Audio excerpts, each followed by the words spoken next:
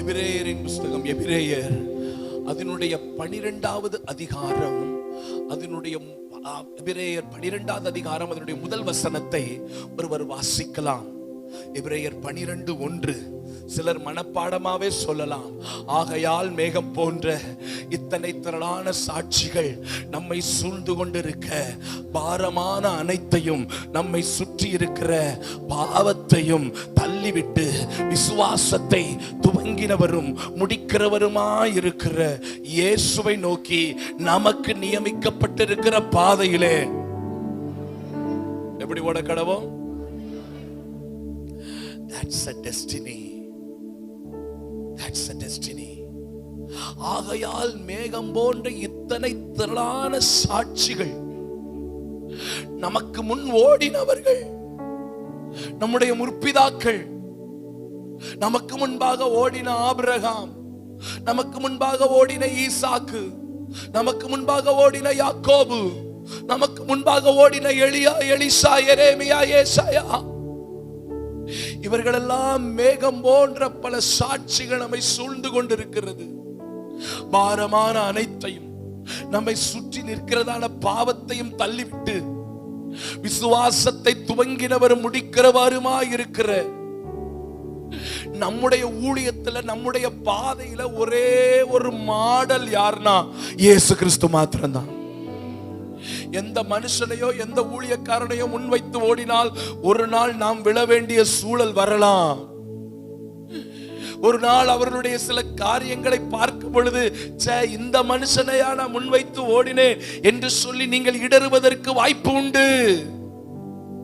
ஆனால் நாம் முன்வைத்து ஓட வேண்டிய ஒரே ஒருவர் ஆண்டவராகிய இயேசு கிறிஸ்து மாத்திரம்தான். நமக்கு நியமிக்கப்பட்டிருக்கிற பாதையிலே ஓட கிடவோம். இன்றைக்கு என்னுடைய செய்திக்கு ஒரு தலைப்பு என்னவென்றால், உங்கள் ஓட்டம் எதை நோக்கி என்கிற தலைப்பின் அடிப்படையிலே நான் பேச விரும்புகிறேன். உங்கள் ஓட்டம் எதை நோக்கி, எப்படி ஓடுகிறீர்கள்? ஆண்டவர் ஒவ்வொருவருக்கும் ஒரு ஓட்ட பந்தயம் வைத்திருக்கிறார். இதில் சிலர் 60 ஆண்டுகள் ஓடுகிறார்கள், சிலர் 65 ஆண்டுகள் ஓடுகிறார்கள். அம்மா பின்னாடி இருக்கிறவங்க கவனிங்க, சிலர் 70 ஆண்டுகள் ஓடுகிறார்கள், சிலர் பலத்தின் மிகுதியினால 80 ஆண்டுகள் ஓடுகிறார்கள். ஆனால் நம்முடைய ஓட்டம் எப்படிப்பட்டதாய் இருக்கிறது? ஏதோ ஒரு சாதாரணமான வாழ்க்கை வாழ்ந்து இந்த உலகத்துல பிறந்தேன், வளர்ந்தேன், ஸ்கூல் படித்தேன், காலேஜ் படித்தேன், படிச்ச படிப்புக்கு ஒரு வேலை வாங்கினேன், அந்த வேலையில ஒரு ப்ரமோஷன் வாங்கினேன், ஒரு திருமணம் பண்ணினேன், 2 பிள்ளைகளை பெற்றுக்கொண்டு அந்த பிள்ளைகளை வளர்த்தேன், 5 சென்ட் இடம் வாங்கினேன், 2400 சதுரடியில இடம் வாங்கினேன், 1300 சதுரடியில 3 பெட்ரூம் வச்சு வீடு கட்டினேன், ஒரு கார் வாங்கினேன், என் பிள்ளைகளை ஸ்கூல் படிக்க வச்சேன், என் பிள்ளைகளை காலேஜ் படிக்க வச்சேன், என் பிள்ளைகளை நல்ல இடத்துல கல்யாணம் பண்ணி கொடுத்தேன், என் பிள்ளைகளுக்கெல்லாம் பிரசவம் பார்த்தேன். கடைசி காலத்துல ஈசி சேர்ல உட்கார்ந்துட்டு யூடியூப் பார்த்துக்கிட்டே இருந்தேன். ஒரு நாள் கர்த்தருக்குள் நித்திரை அடைந்தேன். இது ஒரு வாழ்க்கை, இது ஒரு சாதாரண வாழ்க்கை. நான் சொல்லுகிறேன், இந்த வாழ்க்கை வாழ்வதற்கு இயேசு அவசியம் அல்ல. இயேசுவை ஏற்றுக்கொள்ளாத புறஜாதியான் கூட இந்த வாழ்க்கை வாழ்ந்து கொண்டுதான் இருக்கிறான். இன்னும் சொல்ல போறதா, நம்மை விட நல்ல ஒரு வாழ்க்கை கூட, நம்மை விட ஆசீர்வதிக்கப்பட்ட வாழ்க்கை கூட வாழ்ந்து கொண்டுதான் இருக்கிறான். சர்ச்சுக்கு வராதவங்க எல்லாம் கல்யாணம் பண்ணாமல இருக்கிறாங்க. ஆண்டவர் ஆராதிக்க அவங்க பிள்ளை பெற்றுக்கொள்ளாம இருக்காங்களா? சர்ச்சுக்கு வராதவங்க வீடு கட்டாம இருக்காங்களா? நமக்கு தான் ஒரு வீடு கட்டுறது கூட முடிய மாட்டேங்குது, அவன் 4 வீடு கட்டுறான். நமக்கு ஒரு கார் கூட வாங்க முடியாம இருக்கு, அவர் 2-3 கார் வாங்குறான். So what a difference between அவர்களுக்கும் எனக்கும் என்ன வித்தியாசம் இருக்கிறது? அவர்கள் ஓட்டத்திற்கும் என் ஓட்டத்திற்கும் என்ன வித்தியாசம்? ஒரே ஒரு வித்தியாசம், ஐயா நல்ல மண்டையில ஏத்துக்கிறீங்க. ஒரே ஒரு வித்தியாசம், சபைக்கு வெளியிலே ஓடுகிறவனுக்கும் வாழ்கிறவனுக்கும் சபைக்குள் வாழுகிறவனுக்கும் ஒரே வித்தியாசம். என்ன வித்தியாசம்? அவன் அவனுக்காகவே வாழ்ந்து மரிக்க அழைக்கப்பட்டவன், நான் அவருக்காக வாழ்ந்து மரிக்க அழைக்கப்பட்டவன்.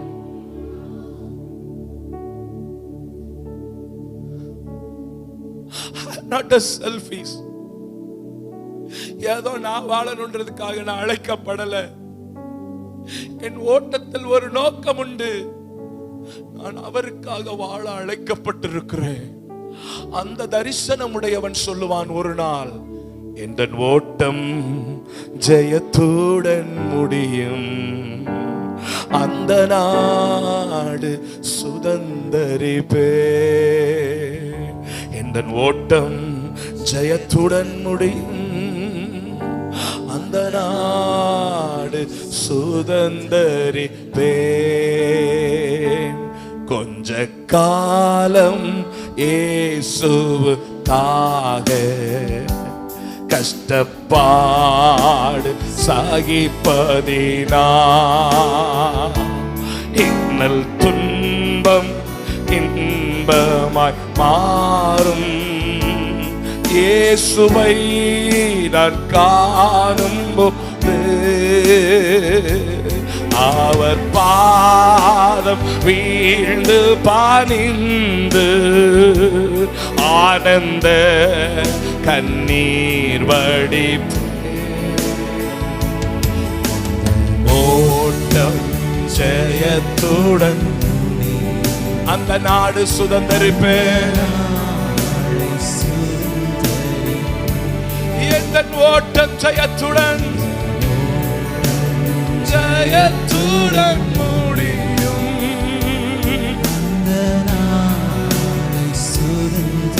பலியாக காணிக்கையாக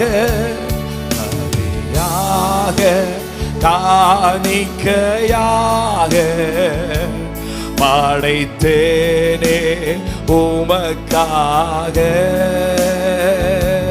பலி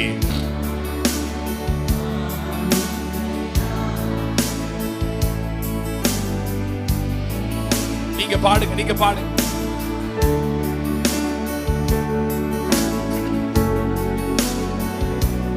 இயேசு ஆண்டவரே, ஏழை நான் மடிமை,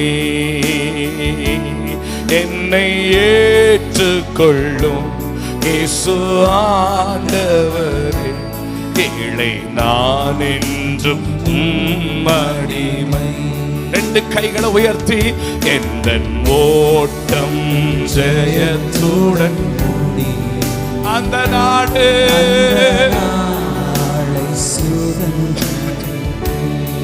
எந்தன் ஓட்டம் ஜெயத்துடன் முடியும், அந்த நாடு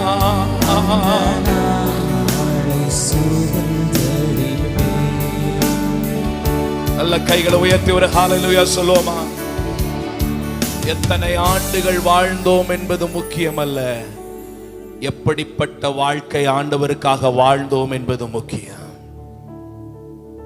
நல்ல கவனிங்க, உங்கள் ஓட்டம் எதை நோக்கினது? the spiritual way, ஒரு ஆவிக்குரிய பாதை, the visionful way, ஒரு தரிசன பாதை. ஒரு விசுவாசிக்கு எப்படி இருக்க வேண்டும் என்று சொல்லி இன்றைக்கு 3 முக்கியமான குறிப்புகளை உங்கள் முன்பாக வைக்கிறேன். எதற்காக நாம் ஓடுகிறோம்? What a purpose. என் ஓட்டத்தின் நோக்கம் என்ன? What is a destiny in my way?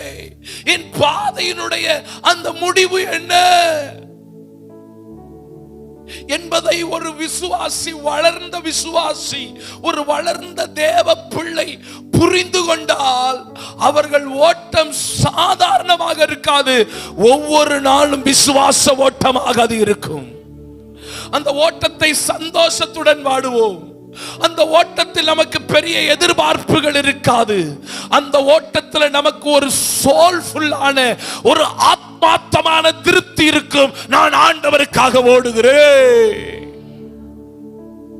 அதற்கு இன்றைக்கு நான் உதாரணமாக எடுத்து பேசுகிற ஒரு மனிதன், நாம் எல்லாருக்கும் மிகவும் தெரிந்த ஒரு மனிதன், தாவீதை குறித்து நான் பேசுகிறேன். தாவீதின் ஓட்டத்தை குறித்து ஒரே ஒரு பகுதியை மாத்திரம் திருப்பி வைத்துக் கொள்ளுங்கள்.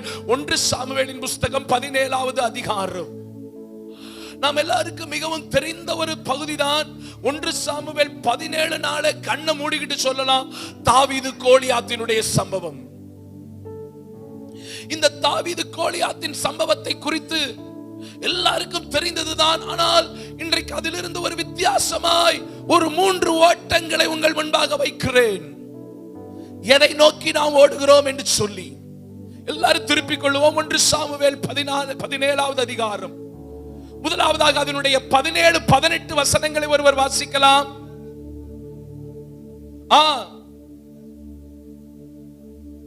அந்த ஒரு மரக்கால் வறுத்த பயிற்றையும் 10 அப்பங்களையும் எடுத்துக்கொண்டு பாளையத்தில் இருக்கிற உன் சகோதரனிடத்திற்கு ஓடி ஓட்டமாய் போய்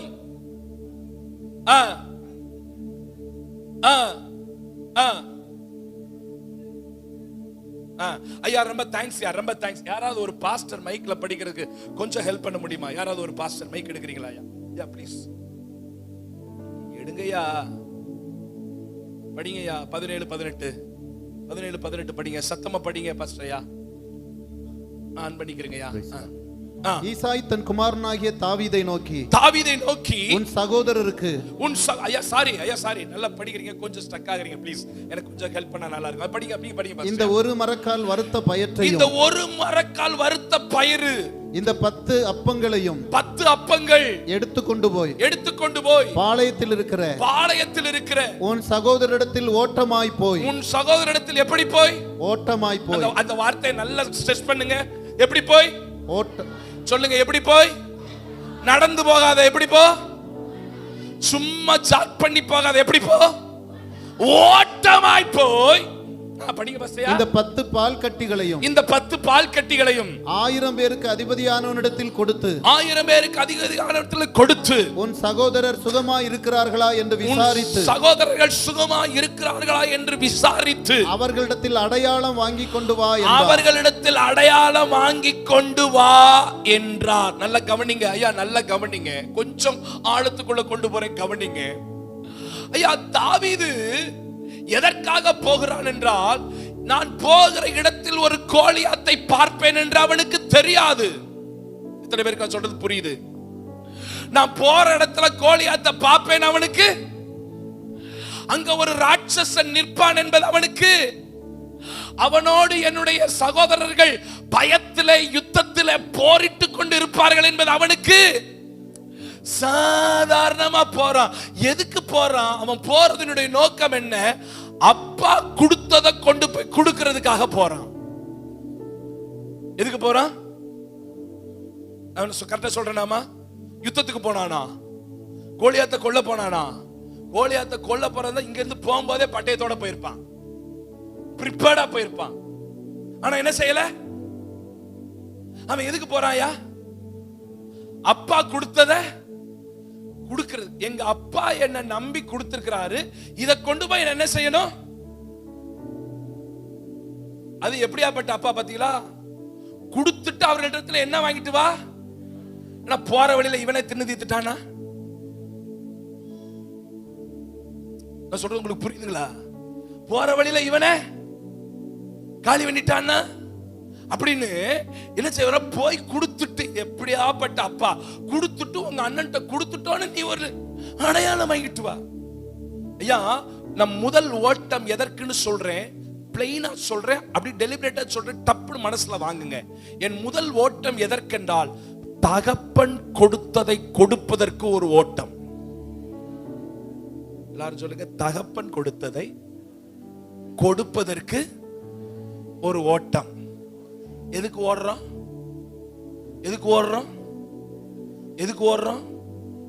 கொடுத்தத கொடுக்கிறதுக்கு. நீயே தின்றாத, நீயே காலி பண்ணிராத. சின்ன வயசுல எங்க அம்மா 1/2 லிட்டர் பால் வாங்கிட்டு வான்னு காசு கொடுத்து அனுப்புவாங்க. சின்ன வயசுல 2ஆம் கிளாஸ் 3ஆம் கிளாஸ் அப்படி படிக்கும்போது பால் வாங்கிட்டு வான்னு. நான் போய் ஆவின்ல பாலை வாங்கிட்டு வர்ற வழியிலே ஓட்டையை போட்டு பாதியை குடிச்சிட்டு வந்துருவேன். வீட்டுக்கு வரும்போது 1/4 லிட்டர் பால் கூட தேராது, பச்சை பாலை. அதனாலதான் அவங்க அப்பா கொடுத்துட்டு கொண்டு போய் கொடுத்துட்டு என்ன வாங்கிட்டு வா. தகப்பன் கொடுத்ததை கொடுப்பதற்கு ஒரு ஓட்டம். உங்களையும் என்னையும் நம்பி தகப்பன் நிறைய கொடுத்திருக்கிறாரு. கொடுத்திருக்கிறாரா? கொடுக்கலையா? என்னென்னலாம் கொடுத்திருக்கிறாரு? ரட்சிப்பு கொடுத்திருக்கிறாரு, கிருபைகள் கொடுத்திருக்கிறாரு, ஞானம் கொடுத்திருக்கிறாரு, அபிஷேகம் கொடுத்திருக்கிறாரு, வரங்கள் கொடுத்திருக்கிறாரு, வல்லமைகள் கொடுத்திருக்கிறாரு, கனிகள் கொடுத்திருக்கிறாரு, சத்தியம் கொடுத்திருக்கிறாரு. இதெல்லாம் நீயா தின்னு தீத்துறாம இதை கொண்டு போய் என்ன செய்ய? எத்தனை பேருக்கு முதல் சத்தியம் புரியுது? நான் எதுக்காக ஓட அழைக்கப்பட்டிருக்கிறேன்?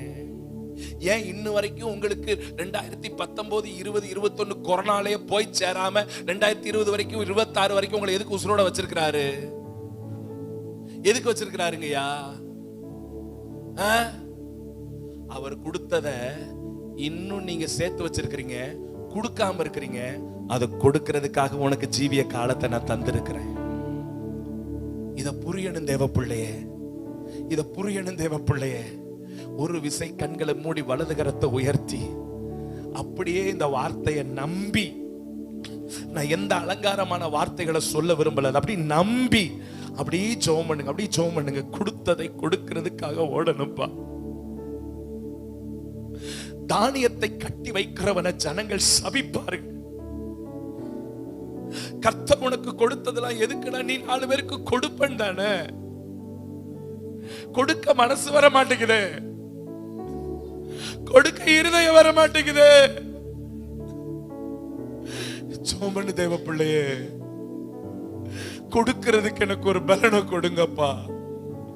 நீங்க கொடுத்தது ஆண்டவரே, என் தகப்பன் கொடுத்தது ஆண்டவரே, என் தகப்பன் கொடுத்தது ஆண்டவரே, என் தகப்பன் கொடுத்தது ஆண்டவரே.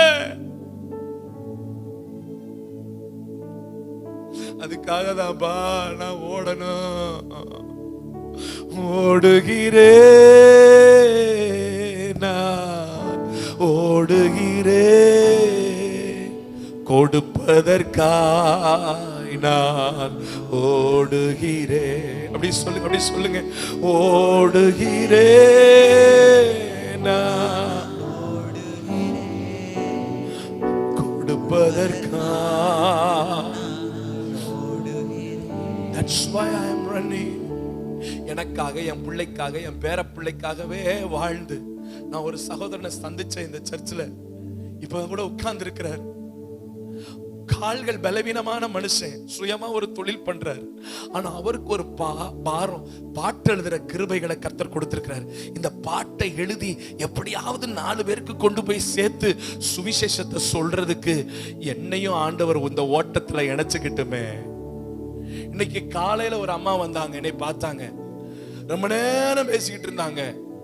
ஆயிரக்கணக்கான பிள்ளைகளுக்கு சுவிசேஷத்தை அறிவித்துக் கொண்டிருக்கிறேன்னு சொன்னாங்க. I felt very happy. ஐயா, கொடுத்ததை கொடுப்பதற்கு ஒரு ஓட்டம். மேலை நாடுகளிலே அந்த நாட்களிலே இருந்ததான பரிசுத்தவான்கள், மிஷனரிகள், அவர்களுக்கு கர்த்தர் கொடுத்ததை கொடுப்பதற்கு இந்தியாவிற்கு வந்ததினால்தான், தமிழ்நாட்டுக்கு வந்ததினால்தான் இந்த அளவுக்கு ஒரு எழுப்புதலை நம்மால் பார்க்க முடிகிறது. இந்த பைபிள் நம்ம கையில கிடைச்சிருக்காது. இந்த பைபிளை எப்படியாவது தமிழ்ல ஜனங்களுக்கு கொடுக்கணும், தமிழ்ல பைபிளை கொடுக்கணும்னு சொல்லிட்டு ஒரு தேவ மனுஷன் புறப்பட்டு வந்தா. அவர் பேர் தான் வில்லியம் கேரி. தன் மனைவியோடு வந்தார், தன் பிள்ளைகளோடு வந்தார். இங்கே வந்து இங்க இருக்கிற தமிழ் அந்த புலவர்களிடத்துல, பிராமண புலவர்களிடத்துல தமிழ் கற்றா. கடற்கரை மணலிலே எழுதி பழகினார். ஆதியிலே தேவன் என்று கடற்கரை மணலிலே எழுதி கற்றார். அதற்கு பின்பு ஓலை சுவடிகளிலே கற்றார். அதற்கு பின்பு மேலை நாட்டிலிருந்து கொண்டு வரப்பட்டதான அந்த அச்சு இயந்திரம், அந்த ஆப்செட் பிரிண்ட் என்று சொல்வார்கள். அதற்கு முன்பாக சடக்கு சடக்கு சடக்கு சடக்கு அடிக்கும் பாருங்க. அதுல பேப்பர்களை பைபிளை பிரிண்ட் பண்ணி ஜனங்களுக்கு கொடுத்தார்கள்.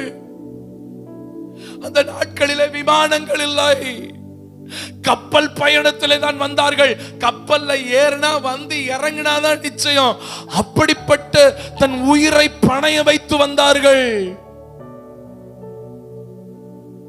வந்த இடத்துல வில்லியம் கேரியினுடைய ஒரு பிள்ளை, அவர் வெளியில ஒரு இடத்திற்கு சுவிசேஷ ஊழியத்திற்காக போயிருந்த பொழுது அவருடைய ஒரு பிள்ளை ஒரு கொசு கடித்து பலவீனப்பட்டு சில நாட்கள் பலவீனமாக இருந்து செத்து போனது. வில்லியம் கேரியினுடைய மனைவி போன் பண்ண முடியவில்லை தன்னுடைய புருஷனுக்கு சொல்லுவதற்கு. செத்து போன தன்னுடைய பிள்ளையை அங்கே பைபிள் பிரிண்ட் பண்ணி வைத்திருந்த அந்த அட்டை பெட்டிகளை எடுத்து அந்த பைபிள்களை வைத்துவிட்டு அதிலே பிள்ளையை வைத்து அவர்களே குழி நோண்டி பிள்ளையை புதைத்தாள். பிள்ளையை புதைத்துக் கொண்டிருக்கும் பொழுது வில்லியம் கேரியினுடைய மனைவி பைத்தியக்காரியானார். மிஷனரிகளின் வாழ்க்கை சரித்திரத்தை படித்து பாருங்கள். அவர்கள் ஓட்டம் எதற்காக இருந்தது? அவர் கொடுத்ததை இந்தியாவிற்கு கொடுப்பதற்காக வந்தவர்கள். தன் பிள்ளை மரித்து போனது அடக்கம் பண்ணி கொண்டிருக்கும் பொழுதே வில்லியம் கேரியினுடைய மனைவி பைத்தியக்காரியானாள். வந்து பார்த்தார் தன் மனைவி பைத்தியக்காரியா இருக்கிறதை. அவளை ஒரு செவுத்துல ஒரு நாயை கட்டுவது போல அப்படி கட்டி வைத்து சாப்பாடு கொடுத்து விட்டு மீண்டும் சுவிசேஷ ஊழியத்தை செய்ய போனவரையா வில்லியம் கேரி. அந்த நாட்களிலே திருநெல்வேலி மாகாணங்களிலே தன் புருஷன் செத்து விட்டால் தன் புருஷனை சிதையில் வைத்து எரிக்கும் பொழுது உயிரோடு கூட இருக்கிற மனைவியும் அந்த சிதையோடு கட்டி வைத்து எரிக்க வேண்டும் என்கிற ஒரு எழுதப்படாத சட்டம் இருந்தது. பல பெண்களை அப்படி எரித்து கொன்றார்கள். வில்லியம் கேரி அதற்கு எதிராக நின்று அந்த சதி என்கிற உடன்படிக்கை, சதி என்கிற அந்த உடன்கட்டை ஏறுகிற வழக்கத்தை அவர் உடைத்தார்.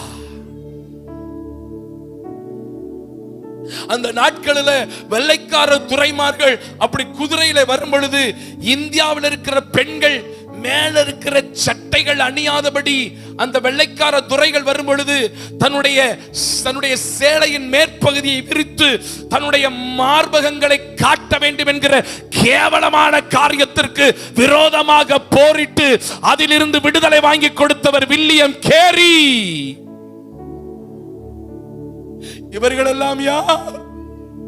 தம் பிள்ளைய சாக கொடுத்தவர்கள். இந்த மண்ணிலே தன்னுடைய ஜீவனை கர்த்தருக்காக கொடுத்தவர்கள். ஜீகன் பால் என்கிற ஒரு தேவனுடைய மனுஷன் DELC என்கிற ஸ்தாபனத்தை ஆரம்பித்தவர். நாகப்பட்டினம் மாவட்டம் தரங்கம்பாடி என்கிற இடத்திலே அவருடைய கல்லறை அமைந்திருக்கிறது. அங்கே ஒரு பெரிய கத்தீட்ரல் கட்டப்பட்டிருக்கிறதை பார்க்க முடியும். அவர்களுடைய இரத்தத்திலே உருவாக்கப்பட்டது இந்த வேதம். இன்றைக்கு இந்த வேதத்தின் மதிப்பு புரிகிறது இல்ல. இன்னைக்கு இங்க உட்கார்ந்து இருக்கிறதுல நிறைய பேருக்கு கையில பைபிள் இல்ல. ஆனா இன்னைக்கு இந்த பைபிள், பெரிய பைபிள், சின்ன பைபிள், ஜிப்பு வச்ச பைபிள், ஜிப்பு வைக்காத பைபிள், கோல்டன் லெட்டர் பைபிள், ஏசப்பா பேசினதெல்லாம் சிகப்படுத்த பைபிள், ஈஸியா எடுக்கிற மாதிரி அட்டவணை இருக்கிற பைபிள். இந்த பைபிள் எல்லாம் எப்படி வந்தது? அன்றைக்கு வில்லியம் கேரியும் சீகன் பாலும் தன்னுடைய இரத்தத்தினாலே இந்த பைபிள் நம்முடைய கரங்களிலே கிடைக்க பண்ணினார்கள். அன்னைக்கு பெங்களூர்ல ஒரு யூத் மீட்டிங்ல பேசுறேன். 1800 வாலிபர்கள் இருக்கிறாங்க. ப்ரீ ரெஜிஸ்ட்ரேஷன் பண்ணி வந்து அமர்ந்திருக்கிறார்கள். ஒரு பெரிய வாலிபர் கூட்டம், 1800 வாலிபர்கள். அதுல பேசுறேன், பைபிளை எடுறான்றேன். பைபிளை இங்க இருந்து எடுக்கிறான் சார், பைபிளை இங்க இருந்து எடுக்கிறான் சார். இது பைபிள் வைக்கிற ஸ்டாண்டா? ஆண்டவருக்காக, ஆண்டவர் கொடுத்ததை கொடுப்பதற்காக தன் ஜீவனை கொடுத்த ஒரு உலகமடா. அவர்கள் எல்லாம் எதற்காக ஓடினார்கள்? அவங்க கிட்ட காசு இல்லையா? அவங்க கிட்ட என்ன வசதி இல்லையா? மேலை நாட்டுல ஜம்முன்னு வாழ்ந்தவங்க. பணக்காரர்களாய் இருந்தவர்கள் ஒரே ஒரு பாரம், தெய்வம் எனக்கு கொடுத்ததை நான் உலகத்திற்கு கொடுக்க வேண்டும். இதே போல இன்னொரு மேலை நாட்டில் நடந்த ஒரு சம்பவத்தையும் சொல்லுகிறேன், கவனமாய் கவனியுங்கள். அன்றைக்கு இந்திய தேசத்தில் கொடுமையான அம்மை நோய்கள் பரவி இருந்த நாட்கள். தங்கச்சி கவனி தங்கச்சி, அம்மை நோய்கள் பரவி இருந்தது. இன்றைக்கு எப்படி கொத்து கொத்தாய் கொரோனாவிலே ஜனங்கள் செத்தார்களோ, அதுபோல அன்றைக்கு அம்மை வியாதியிலே கொத்து கொத்தாய் ஜனங்கள் செத்து கொண்டிருக்கும் பொழுது, என்னை போல ஒரு செய்தியாளன் அங்கே மேலை நாட்டிலே போய் பிரசங்கம் பண்ணி கொண்டிருக்கிறான். ஒரு எழுப்புதல் செய்தி. இந்தியாவிலே ஜனங்கள் செத்து கொண்டிருக்கிறார்கள், பாரம் உள்ளவர்கள் இந்தியாவிற்கு வந்து ஊழியம் செய்ய வாருங்கள் என்று ஒரு அழைப்பை கொடுக்கிறார். ஒரு ஆல்டர் கால் கொடுக்கிறார். முடிந்து எழும்புங்க எழும்புங்கன்னா ஒரு ஆளு கூட எழும்பல, ஒரு ஆளு கூட எழும்பல சார், ஒரு ஆளு கூட எழும்பல. ஒரு 12-13 வயது மதிக்கத்தக்க ஒரு சின்ன பிள்ளை, ஒரு வாலிப பிள்ளை, ஒரு ஸ்கேட் போட்டிருந்தவ வேகமா முன்னாடி வர ஆரம்பிச்சா. அவங்க அப்பா பிடிச்சி இழுத்தாரு. எங்க போற? இல்லப்பா, ஆண்டவர் என்கிட்ட பேசுறாருப்பா, ஆண்டவர் என்கிட்ட பேசுறாருப்பா, நான் இந்தியாவுக்கு ஒப்பு கொடுக்க போறேன். புள்ள வருதுன்னு தெரியுது, விழுதுன்னு தெரியுது, வந்து எடுக்கிறதுக்கு அந்த தாயால முடியுதா?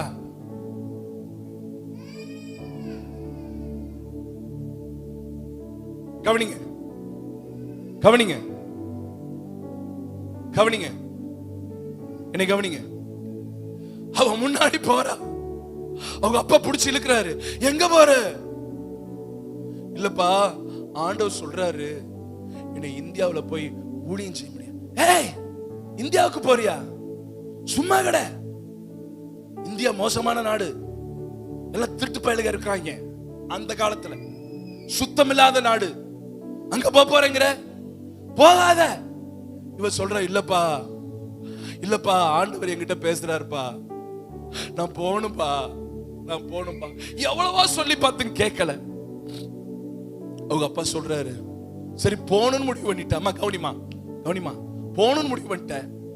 நானும் வர்ற, 2 பேரும் சேர்ந்து ஒப்பு கொடுப்போம். முன்னாடி ஆல்டர் முன்னாடி அப்பாவும் மகளும் வந்தார்கள். நாங்க இந்தியாவுக்கு போக ஒப்பு கொடுக்கிறோம். அவங்க அப்பா ஒரு டாக்டர், அவர் ஒரு மருத்துவர். இவ அப்பதான் மருத்துவத்துக்கு லைட்டா கொஞ்சம் கொஞ்சம் படிச்சுக்கிட்டு இருக்கிறா. அங்க இருக்கிற மெடிக்கல் சிஸ்டம் படி அப்பதான் லைட்டா படிச்சுக்கிட்டு இருக்கிறா. நல்லா கவனிங்க. 2 பேரும் ஒப்பு கொடுத்தார்கள்.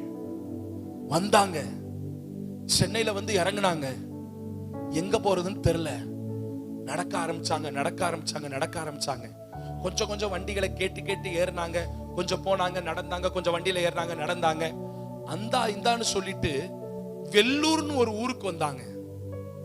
வெள்ளூர்னு ஒரு ஊரு, ஒரு குக்கிராமம் சார். அன்னைக்கு அது ஒரு குக்கிராமம். அந்த கிராமத்துல 10க்கு 10 ரூம் எடுத்து அப்பாவும் மகனும் தங்கி இருந்து அவங்க பெட்டியில சுமந்துட்டு வந்த மருத்துவத்தை வச்சு மருத்துவ சேவை ஆரம்பிச்சாங்க. கவனிங்க கவனிங்க கவனிங்க, மருத்துவ சேவை ஆரம்பிச்சாங்க. ஒரு நாள் நள்ளிரவு நைட் இருக்கும், ஒருத்தர் வந்து கதவை தட்டுறாரு.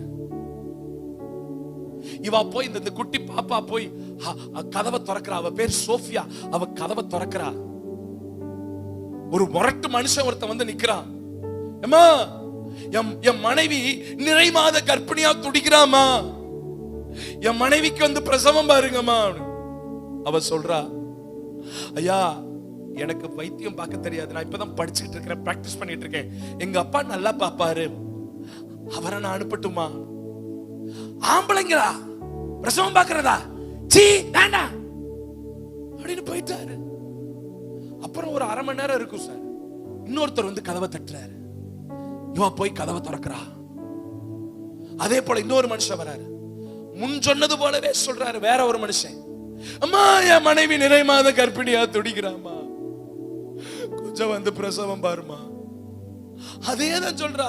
ஐயா, ஏற்கனவே இப்பதான் ஒருத்தர் வந்துட்டு போனாரு, எனக்கு பிரசவம் பார்க்க தெரியாது, எங்க அப்பா நல்லா பாப்பா, நான் வர சொல்றேன். ஆம்பளைங்க பிரசவம் பார்க்கிறதா? சரி வேண்டாம். ஒரு 1/2 மணி நேரம் பொறுத்து இன்னொருவர் வந்தார், கதவை தட்டினார். அது போலவே கேட்டார், என் மனைவி துடிக்கிறாமா வந்து பாருங்க. இவ சொல்றா, ஏற்கனவே 2 பேர் வந்தவங்கள்ட்ட இததாயா சொல்லி அனுப்புனேன், எனக்கு பார்க்க தெரியாது, எங்க அப்பாவை அனுப்புறேன், நான் ஆண்கள் பார்க்க கூடாது. விடிந்தது. அவள் தன் கதவை திறந்த பொழுது அவள் பார்த்த ஒரு காட்சி அவளுடைய உள்ளத்தை உடைத்தது. அந்த 3 நிறை மாத பெண்களும் செத்து பாடையிலே கொண்டு போகப்பட்டதை பார்த்தார். அன்றைக்கு சோஃபியா ஒரு தீர்மானம் பண்ணார், இனி நான் என் தேசத்துக்கு போவதில்லை, என் தேவன் எனக்கு கொடுத்ததை இந்த இந்திய தேசத்தில் விதைப்பதற்கென்றே அர்ப்பணிக்கிறேன் என்று சொல்லி தன் மருத்துவ பணிகளை தீவிரப்படுத்த ஆரம்பித்தாள். 10க்கு 10 ரூபாய் இருந்தது. ஒரு 5 படுக்கைகளை வாங்கினாள். 5 பெட் இருந்தது, 10 பெட்டா மாறினது. 10 பெட் 50 மாறினது. 50 100 மாறினது. 100 1000 மாறினது. இன்னைக்கு வெள்ளூருக்கு போனீங்கன்னா சிஎம்சி கிறிஸ்டியன் மிஷன் ஹாஸ்பிட்டல் என்கிற பெயரிலே ஒரு மிகப்பெரிய ஹாஸ்பிட்டல் எழும்பி இருக்கிறதை நீங்கள் பார்க்க முடியும். அங்கே சோஃபியா ஐடாஸ்கருடைய கல்லறை இருக்கிறதை நீங்கள் வெள்ளூரிலே பார்க்க முடியும். இப்ப புதுசா இன்னொரு ஹாஸ்பிட்டல் கட்டி இருக்கிறாங்க. அந்த வெள்ளூர்ல இருந்து ராணிப்பேட்டை போற வழியில ஒரு பிரம்மாண்டமான ஹாஸ்பிட்டல், சிங்கப்பூர் ஏர்போர்ட் தோற்றம், அவ்வளவு பிரம்மாண்டமான ஹாஸ்பிட்டல். இதுக்கெல்லாம் காரணம் ஒரு சின்ன வாலிப பிள்ளை அவர் கொடுத்ததை கொடுப்பதற்காக தன்னை அர்ப்பணித்தவள். Dear brother and sister, have only one life. ஒரே ஒரு வாழ்க்கை பிரதர். எதற்காக நான் ஓடுகிறேன்? என் மனைவி, என் பிள்ளைங்க, என் சுகம். நோ சார், எனக்கு சொல்ல சொல்ல வந்துகிட்டே இருக்கு. ஒடிசான்னு ஒரு இடத்துல ஒரு 5 நாள் கன்வென்ஷனுக்கு போயிருந்தேன். அங்க நான் பார்த்த ஒரு இடம், கந்தமால் என்கிற ஒரு பகுதிக்கு கீழாக ஒரு கல்லறை தோட்டத்தை பார்த்தேன். அந்த கல்லறையில எழுதப்பட்டிருந்தது கிரஹாம் ஸ்ட்ரெயின்ஸ் என்கிற வார்த்தை. எத்தனை பேருக்கு கிரஹாம் ஸ்ட்ரெயின்ஸை குறித்து தெரியும் என்று எனக்கு தெரியவில்லை. ஆஸ்திரேலியா தேசத்தில் வசதியாய் வாழ்ந்த ஒரு மனுஷன், அவரும் அவருடைய 2 ஆண் பிள்ளைகளும் பெண் பிள்ளைகளும் தன் மனைவியும் ஒடிசாவிற்கு ஊழியத்திற்கு வந்தார்கள். One of the very backward state in India. ரொம்ப பின்தங்கிய ஒரு மாவட்டம் சார். இந்த ஒடிசால இருக்கிறவங்க எல்லாம் நம்ம தமிழ்நாட்டுல சென்னையில அங்கங்க பாத்தீங்கன்னா நிறைய வேலை பார்க்கறது, அவங்களுக்கு எல்லாம் தமிழ்நாட்டுல வேலை பார்க்கறது சிங்கப்பூர்ல வேலை பார்க்கிற மாதிரி. uncivilized people. எந்த அளவுக்கு அவங்க uncivilized சொல்றேன், அப்ப எந்த அளவுக்கு ஞானம் உள்ளவங்க பாத்துக்க. ட்ரெயினை நிறுத்த முடியுமா? அப்படி சாப்பாடு கன்வென்ஷன்ல சாப்பாடு போட்டு சாப்பிடுங்கன்னா சமணங்கால் போட்டு சாப்பிட தெரியாது. இந்தியன் ஸ்டைல் டாய்லெட் போற மாதிரி உட்கார்ந்து சாப்பிடுவாங்க. இந்தியன் ஸ்டைல் கமோட்ல டாய்லெட் போனா எப்படி உட்கார்ந்துருப்போம் அப்படி உட்கார்ந்து சாப்பிடுவாங்க. uncivilized people. ஒரு லோக்கல் ட்ரெயின்ல போனா என்னமோ கையில இப்படி தட்டி தட்டி இப்படி வாயில போடுவாங்க.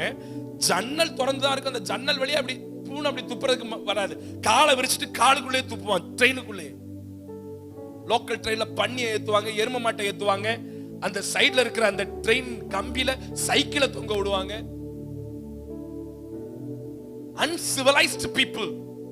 அவங்க மத்தியில கர்த்தர் அவரை அனுப்புனார். அவங்க மத்தியில போனார். ஒரு நாள் கந்தமாலுங்கிற பகுதியில ஒரு மலை பகுதியில ஊழியம் செஞ்சுட்டு அதனுடைய அடிவாரத்துல தன்னுடைய ஜீப்பை நிறுத்திட்டு தன் 2 பசங்களையும் கூட்டு போயிருந்தாரு. பசங்களும் அவங்களும் ரொம்ப டயர்ட் ஆனதுனால அந்த ஜீப்பை பூட்டிட்டு கொஞ்ச நேரம் ஏசியை போட்டு அப்படி ரெஸ்ட் எடுத்துட்டு இருக்கும்போது அதை பார்த்து கொண்டிருந்த தாரா சிங் என்கிற ஒரு விஷமி அந்த ஜீப்பை கட்டி தன்னிடத்தில் இருந்ததான அந்த கிரஷின் அந்த பெரிய பெரிய குப்பிகளை அதன் மீது ஊற்றி அதிலே தீயை கொளுத்தி வைத்தான். சில நிமிடங்களிலே ஜீப் வெடித்தது. கிரஹாம் ஸ்டெயின்ஸும் அவருடைய 2 பிள்ளைகளும் உடல் சிதறி மரித்தார்கள்.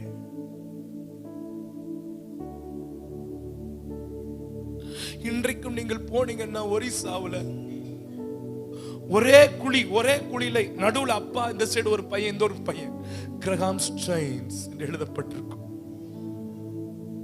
அவர் மனைவியை பார்த்து சொன்னார்கள், நீ போய்விடு, please you go back to Australia. இது நல்ல ஊர் இல்ல, உன் புருஷனுக்கும் உன் பிள்ளைக்கு நடந்தது உனக்கும் வரும். இல்லை, கோர்ட் கேஸுக்கு வந்தது. தாரா சிங் கூண்டில் நின்றான். கிரஹாம் ஸ்டெயின்ஸுடைய மனைவி சொன்னார்கள், கிறிஸ்து எனக்கு கொடுத்ததை நான் கொடுக்கிறேன், கிறிஸ்து எனக்கு அன்பை கொடுத்திருக்கிறார், அந்த அன்பை கொடுத்து அவனை நான் மன்னிக்கிறேன் என்று சொன்னார். நடந்த காரியம் என்ன தெரியுமா? தாரா சிங் ரட்சிக்கப்பட்டு ஒரு ஊழியக்காரனாய் மாறுகிறதற்கு கர்த்தர் செய்தார்.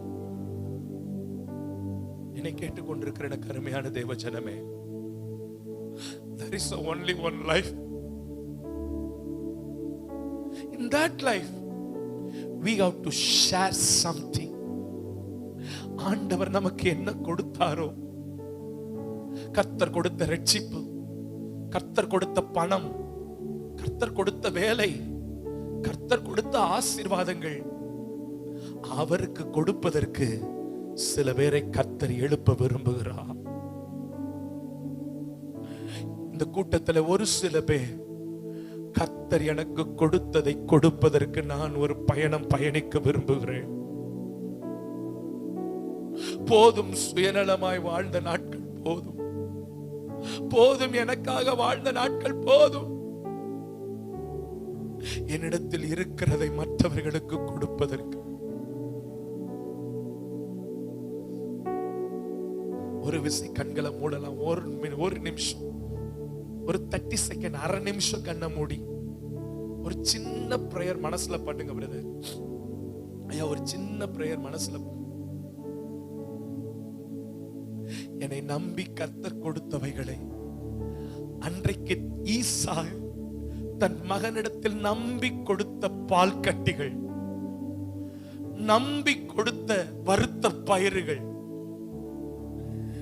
கொடுத்துட்டு வாடா, ஓடி போய் கொடுத்துட்டு வா.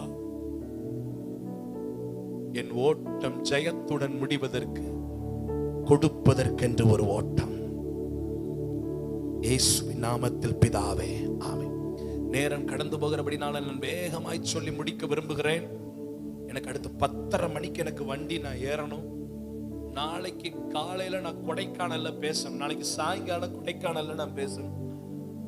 என்னோடு கூட சேர்ந்து ஒத்துழைக்கும்படி அன்பாய் கேட்கிறேன்.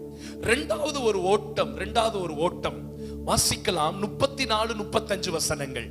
1 சாமுவேல் 17வது அதிகாரம் 34-35 வசனங்களை வாசிக்கலாம். தாவீது சவுலை பார்த்து, உம்முடைய அடியான் என் தகப்பனுடைய ஆடுகளை மேய்த்து கொண்டிருக்கிற போது, நான் என்னுடைய தகப்பனுடைய ஆடுகளை மேய்த்து கொண்டிருக்கும் போது, ஒரு விசை ஒரு சிங்கமும் ஒரு விசை ஒரு கரடியும் வந்து மந்தையில் இருக்கிற ஒரு ஆட்டை பிடித்துக் கொண்டது. நான் அதை தொடர்ந்து போய் அதை அடித்து, அது இங்க ஓடிங்கிற ஒரு வார்த்தை வரல, ஆனா ஆங்கில வேதத்திலே சொல்லப்பட்டிருக்கு, I run away. நான் ஓடி போய் அதை பிடித்து அதை அடித்து அதை அதன் வாய்க்கு தப்புவித்தேன். அது என் மேல் பாய்ந்த போது நான் அதன் தாடியை பிடித்து அதை அடித்து கொன்று போட்டேன். போதுமா? நல்ல கவனிங்க. இரண்டாவது பாயிண்ட சொல்றேன். இப்ப யுத்த களத்துல போய் நிக்கும் போது அண்ணங்காரங்க கேக்குறாங்க, ஏய் எதுக்குடா இங்க வந்த? அப்பா கொடுத்த கொஞ்சம் ஆட்டை விட்டுட்டு எதுக்குடா இங்க வந்த? அங்க அண்ணன்மாருக்கு அந்த வார்த்தையை மென்ஷன் பண்றாங்க, தகப்பனுடைய கொஞ்சம் ஆடுகள். அவங்க அப்பா அவனை நம்பி எவ்வளவு ஆடு கொடுத்தாரு? அந்த வார்த்தையை சொல்லுங்க, எவ்வளவு கொடுத்தாரு? சொல்லுங்களேன், எவ்வளவு கொடுத்தாரு? அவங்க அப்பா அவனை நம்பி ஒரு பெரிய பாக கொடுக்கல, ஒரு பெரிய மந்தைய கொடுக்கல. சும்மா ஒரு 10 ஆடு, 20 ஆடு, 30 ஆடு, கொஞ்சம் ஆட்கள். கொஞ்சம் கவனிக்கிறீங்களா ப்ளீஸ்? நல்ல ஆண்கள் நல்லா கவனிக்கிறாங்க பெண்களை விட. அப்பப்ப மகன் அங்கங்க போகுது, நல்ல கவனிங்க. கொஞ்சம் ஆடுகள். அதை விட்டுட்டு எங்கப்பா போன? அப்பா சொல்றான், அண்ணே அண்ணே அண்ணே அண்ணே நல்ல கவனினே, அப்பா என்ன கொஞ்சம் ஆடு கொடுத்திருந்தாரா, ஒரு முறை நான் ஆடு மேய்ச்சிட்டு இருக்கும்போது ஒரு சிங்கம் வந்துச்சுனே, ஒரு கரடி வந்துச்சுனே, நான் என்ன தெரியுமா செஞ்சேன், அப்பா எனக்கு கொடுத்த ஆடுல அதை நான் பாதுகாக்கணும்ல, ஓடி போய் சிங்கத்தை அடிச்சு அதன் தாடியை பிடுங்கி அதனுடைய வாயில இருந்து ஆட்டை காப்பாத்திட்டேன். நல்ல கவனிங்க, நல்ல கவனிங்க. கூலிக்கு ஆடு மேய்க்கிறவனுக்கும் சொந்த ஆட்டை மேய்க்கிறவனுக்கு வித்தியாசம் இருக்கா இல்லையா? நான் சொல்றது புரியுதுங்களா? அம்மா நான் சொல்றது புரியுதுங்களா? பசு புரியுதுங்களா? கூலிக்கு ஆட்டை மேய்க்கிறவனுக்கும் சொந்த ஆட்டை மேய்க்கிறவனுக்கும், கூலிக்கு ஆட்டை ஒருவேளை தாவீது கூலிக்கு ஆட்டை மேய்ச்சிருந்தா என்ன பண்ணிருப்பான்? சிங்கம் வரும்போது கரடி வரும்போது ஆத்தாடி நான் தப்புனா ஓதுனா ஓடி இருப்பான். ஆனா இப்ப இந்த ஆடு யாரு ஆடு? அவங்க அப்பா ஆடு. அவங்க அப்பா ஆடு யாருக்கு சொந்தமான ஆடு? அப்பாக்குரியதுல யாருக்குரியது? அப்ப எங்க அப்பா கொடுத்த ஆட்டை நான் பாதுகாக்கணும். ரெண்டாவது சொல்றேன், முதல்ல சொன்னேன் தகப்பன் கொடுத்ததை கொடுப்பதற்கு ஒரு ஓட்டம். ரெண்டாவது சொல்றேன் தகப்பன் கொடுத்ததை பாதுகாப்பதற்கு ஒரு ஓட்டம். ஐயா சத்தியம் புரியுதுங்களா? அம்மா புரியுதுங்களா? முதல்ல தகப்பன் கொடுத்ததை, ரெண்டாவது தகப்பன் கொடுத்ததை. அப்பா கொடுத்த ஆட்டை சிங்கமே வந்தாலும் கரடியே வந்தாலும் அடிச்சு நான் என்ன செய்வேன்?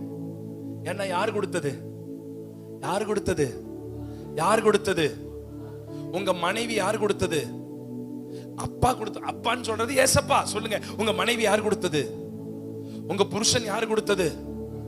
உங்க பிள்ளைகள் யார் கொடுத்தது? இந்த சுகம் யார் கொடுத்தது? உங்க வீடு யார் கொடுத்தது? அத சொல்றதுக்கு அம்பிட்டு வெக்கமான்னு கேட்கிறேன். உங்க வீடு யார் கொடுத்தது? உங்க வாகனங்கள் யார் கொடுத்தது? உங்க கையின் பிரயாசங்கள் யார் கொடுத்தது? இந்த அழகான பிள்ளைகளை யார் கொடுத்தது? இந்த சுகத்தை யார் கொடுத்தது? இந்த சரீரத்தை யார் கொடுத்தது? இந்த ஊழியத்தை யார் கொடுத்தது? இந்த ஆத்துமாக்களை யார் கொடுத்தது? இந்த ஜீவனை யார் கொடுத்தது? இதை பாதுகாக்க வேண்டியது நம்மேல் விழுந்த கடமை. If you lose, one day you will be accountable. கர்த்தர் கொடுத்ததை சரியா பாதுகாக்காம விட்டீங்கன்னா ஒரு நாள் ஆண்டவர் கிட்ட கணக்கு கொடுக்கணும். சார், ஆண்டவர் கேட்பார், உன்னை நம்பி ஒரு மனைவியை கொடுத்தேனே, அவ தின்னாளா சாப்பிட்டாளா உடம்புக்கு சரியில்லாம போச்சா என்ன பண்ணாலும் என்னைக்காவது கேட்டிருப்பியா? எல்கானா கேட்டார் அவர் மனைவியை பார்த்து. இன்னைக்கு காலையில பேசின 3 கேள்வி கேட்டாரு. ஏமா அழுகிறாய்? ஏமா சாப்பிடாமல் இருக்கிறாய்? ஏமா விசனப்படுகிறாய்? புருஷன் பொண்டாட்டியை பார்த்து கேட்டிருக்கிறாரு. புருஷன் பாதுகாக்கணும். எப்படி இருக்கிறாரு? எங்க போறாரு? என்ன பண்றாரு? புருஷன் மனைவி 2 பேரும் சேர்ந்து கர்த்தர் உங்களுக்கு கொடுத்திருக்கிற பிள்ளைகளை பாதுகாக்கணும். என் புள்ள எங்க போறான்? என்ன பண்றான்? யார்கிட்ட படிக்கிறான்? யார்கிட்ட பேசுறான்? செல்போனை எப்படி ஹேண்டில் பண்றான்? இன்னைக்கு நிறைய பெற்றோர் அப்படியே, என் பிள்ளை மேல எனக்கு நம்பிக்கை இருக்கு பாஸ்டர், என் பிள்ளை எல்லாம் ஒரு தப்பு பண்ண மாட்டான் பாஸ்டர். சொல்லாதீங்க. உங்க பிள்ளைகளை கவனிங்க. எங்க போறான்? என்ன பண்ண? என் பிள்ளைகளை பாதுகாத்து கர்த்தருக்கு முன்பாக கொண்டு வந்து நிறுத்த வேண்டியது என் மேல விழுந்த கடமை. பிள்ளைகள் மேல ஒரு கவனம். என கர்த்தர் கொடுத்த பிள்ளைகள், பிள்ளைகளை ஒரு கண்ணு வச்சு பார்த்துக்கிட்டே இருக்கணும். ஆனா கர்த்தர் எனக்கு கொடுத்த பிள்ளைகள், கர்த்தர் எனக்கு கொடுத்த உடைமைகள், கர்த்தர் எனக்கு கொடுத்த வீடு, கர்த்தர் எனக்கு கொடுத்த வாகனம், கர்த்தர் எனக்கு கொடுத்த தொழில், கர்த்தர் எனக்கு கொடுத்த எல்லாவற்றின் மீதும் ஒரு பாதுகாக்கிற ஒரு கிருபை.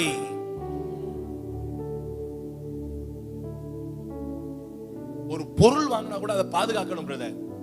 நான் சில வீடுகள் எல்லாம் பார்த்திருக்கிறேன். கொஞ்சம் பணம் உள்ளவங்க, பணம் கொஞ்சம் அதிகமா இருக்கிறவங்க அப்படி அப்படி சும்மா அப்படி குப்பை மாதிரி பொருளை போடுறது. காஸ்ட்லியான பொருளா இருக்கும், அப்படி குப்பை மாதிரி கிடக்கும். ஏன்னா லாவிஷா பணம் இருக்கிறதுனால அப்படி.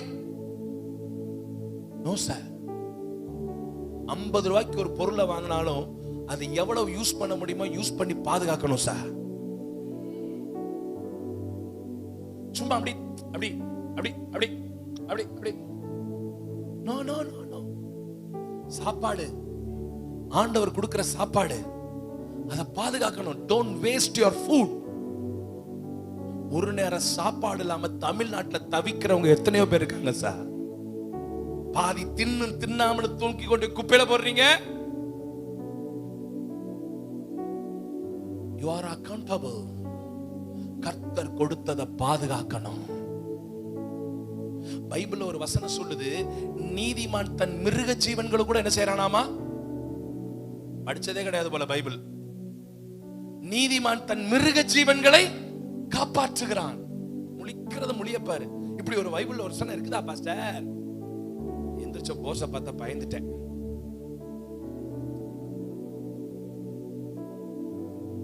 அதனாலதான் பெரிய கம்பி கட்டி அங்க நில்லுங்க பாஸ்னு வச்சிருக்காங்களோ என்னமோ தெரியல.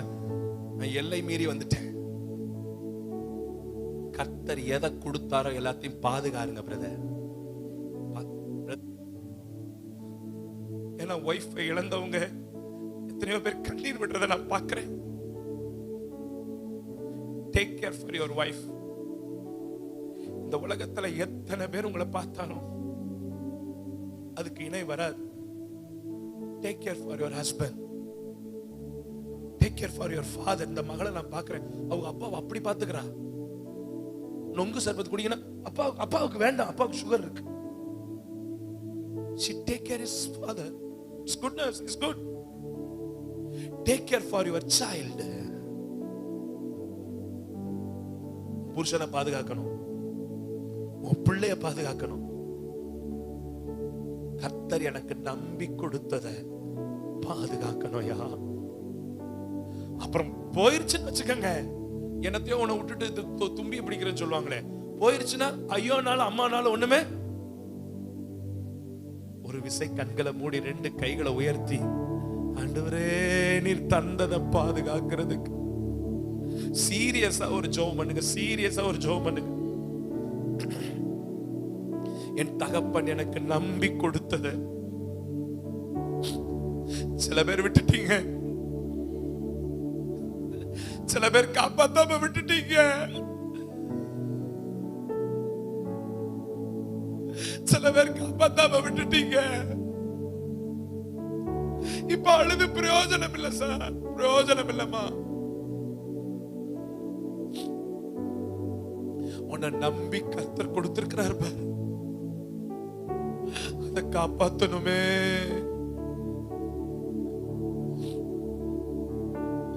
ரொம்ப பாரத்தோட பேசிக்கிட்டு இருக்கிற, ரொம்ப பாரத்தோட பேசிக்கிட்டு இருக்கிறேன். இன்னைக்கு நிறைய பேர் இந்த பாதுகாக்கிற ஊழியத்தை செய்யறதில்ல.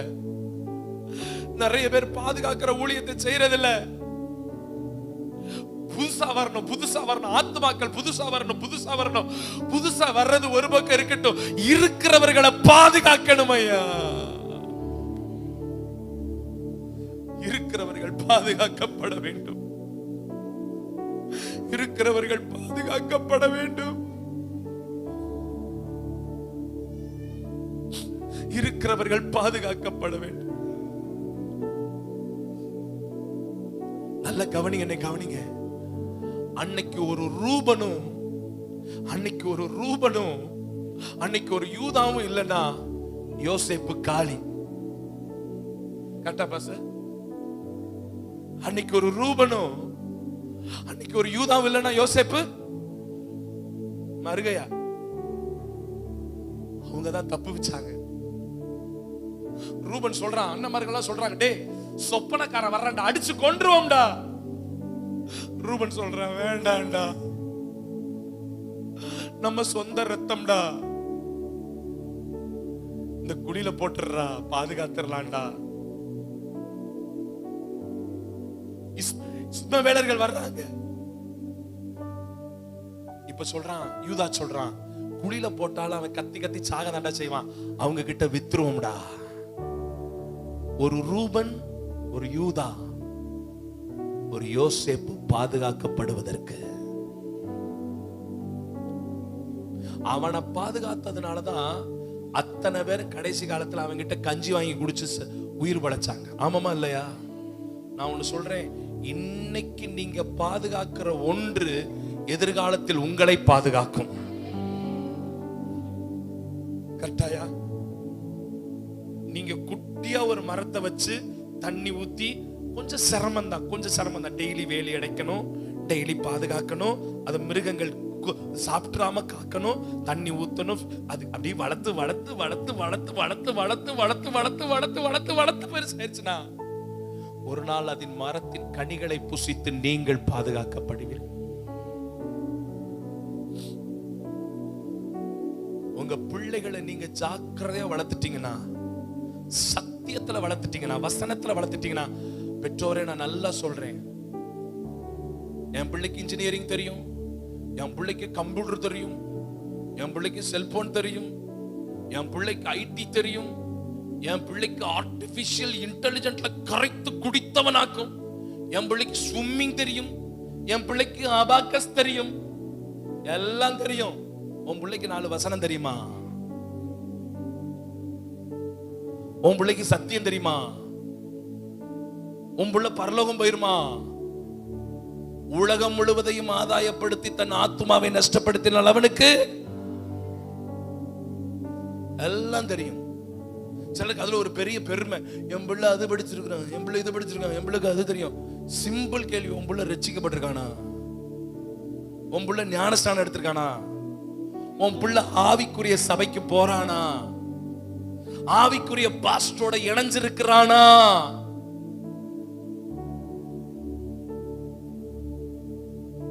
ஒரு படிச்ச மனுஷன், ரொம்ப படிச்ச மனுஷன், கோட் ஷூட்லாம் போட்டுட்டு கடற்கரையில போய் நின்றாராம். போட்டிங் போகணும்னு ஆசையா. ஒரு படிக்காத ஒருத்தன் ஒரு போட் வச்சிருக்கான். அவன்கிட்ட கேட்டிருக்கா, என்ன ஒரு ரவுண்டு கூட்டு போ, கொஞ்சம் ஆழம் வரைக்கும் கூட்டு போ. சரி வாங்க சார். யாரி உட்கார்ந்துட்டான். அவன் ஒண்ணுமே மேல் சட்டை போடல, ஒரு சின்ன ட்ரவுசர் மட்டும் போட்டுட்டு தண்டு வலிச்சு கூட்டி போயிட்டே இருக்கிறான். போக போக போக போக போக போக இவர் நல்லா படிச்சவர் பாத்தீங்களா, அவன்கிட்ட ஒரே இங்கிலீஷ்ல பேசுறார். நமக்கு ஒரு வியாதி இருக்கு, என்ன தெரியுமா? எவனுக்கு இங்கிலீஷ் தெரியல அவன்கிட்ட தான் நல்ல இங்கிலீஷ் பேசுவோம். யாருக்கு இங்கிலீஷ் தெரியலையோ அவன்கிட்ட தான் பயங்கரமா இங்கிலீஷ் பேசுற. அவன்கிட்ட do you know chemistry, do you know Sir Isaac Newton theory, do you know chemistry அப்படி இப்படின்னு கேட்டிருக்கிறார். அவன் மேல எங்கேயே முடிச்சுட்டு ஒண்ணுமே தெரியல அவனுக்கு. நல்ல ஆழத்துக்குள்ள போயாச்சு, ஊரே மறைஞ்சிருச்சு.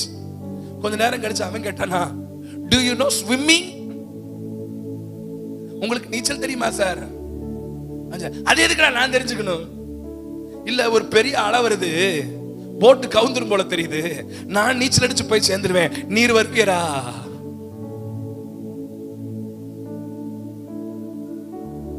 உலகம் முழுவதையும் ஆதாயப்படுத்தி ஆத்துமாவை நஷ்டப்படுத்தினால் 10 பைசாக்கு.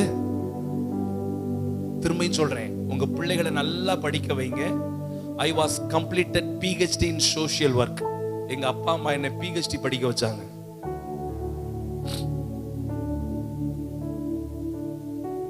எங்க ஊர்ல PhD முடிச்சு டாக்டரேட் ஆகி செக்குலர்ல, பைபிள்ல இல்ல, செக்குலர்ல, உலகத்துல யூனிவர்சிட்டியில செக்குலர் காலேஜ்ல PhD முடிச்சுட்டு பாஸ்டரா ஊழியம் செய்யறது நான் தான். நல்லா படிக்க வைங்க. எல்லாவற்றுக்கும் மேலாக இத கத்து கொடுங்க, ரட்சிப்பை கொடுங்க, அபிஷேகத்தை கொடுங்க, ஆவிக்குரிய சபையை கொடுங்க. என் புள்ள பரலோகத்துக்கு வருவான்ற நிச்சயத்தை விட நமக்கு வேற பெரிய சந்தோஷம் எதுவுமே இல்லை. என் பிள்ளைகள் சத்தியத்தில் நடக்கிறார்கள் என்பதை விட ஒரு சந்தோஷம் எதுவும் இல்லை. இப்ப எங்க அப்பா லைவ்ல பார்த்துட்டு இருப்பாரு நினைக்கிறேன், எங்க அம்மா பார்த்துட்டு இருப்பாங்க நினைக்கிறேன். அவங்களுக்கு இதை விட ஒரு பெரிய சந்தோஷம் எதுவும் இல்லை. நல்ல கவனி தேவ பிள்ளையே, நல்ல கவனி தேவ பிள்ளையே.